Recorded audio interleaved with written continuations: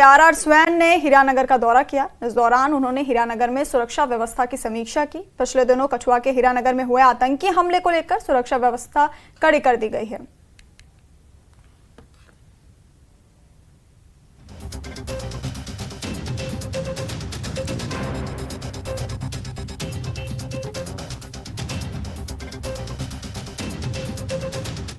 जो थ्रेट है या जो चैलेंज है वो कितना संगीन है या कितना बड़ा है, तो मैं और जगह में भी ये कहा हूँ कि सारे के सारा जो चैलेंज है पार से आ रहा है और उन लोगों ने एक फैसला लिया है कि उनका कामकाज ख़त्म होने को जा रहा था या उनको काफ़ी धक्का कश्मीर में पहुंचा है।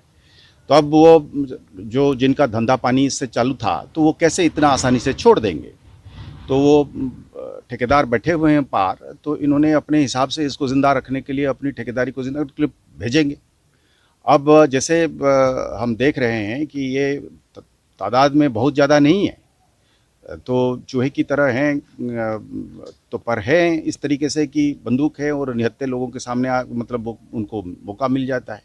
अब हम पूरी आवाम के साथ, आपने जैसे देखा यहाँ पे जिस तरीके से इन्फॉर्मेशन फ्लो कर रहा है, हमारी विलेज डिफेंस ग्रुप है, हमारे एसपीओज हैं, हमारे फोर्स है, हमारे सीआरपीएफ है, आर्मी है, तो ये इसके सामने कहाँ ये टिकेंगे। ये 8-10 साल कोशिश करे थे इन्होंने इस तरीके से अफरा तफरी मचाने के लिए पुराने जो डेफ्थ इलाके में। ये हमारा बॉर्डर इलाका है। गुजारिश ये है आवाम से कि इंफॉर्मेशन फ्लो ज़रूर जारी रहे, पर हम एक अंग्रेजी में एक लफ्ज़ कहते हैं कि माने फॉल्स फ्लैग हो जाता है। मतलब कई बार इंफॉर्मेशन में आप मतलब हम डर के मारे कई बार होता है, तो उसको परखें, क्योंकि नफरी उतनी होती है, फिर हम जहाँ पे होना चाहिए वहीं होना चाहिए हमें। तो ये एक है, पर इसके बावजूद भी हम जो भी इन्फॉर्मेशन आता है, आपने देखा होगा एसपी साहब को, एसएसपी साहब को, डीआईजी साहब को, कि यहाँ पे हर छोटे बड़े इन्फॉर्मेशन पर हम रिस्पॉन्ड करते हैं।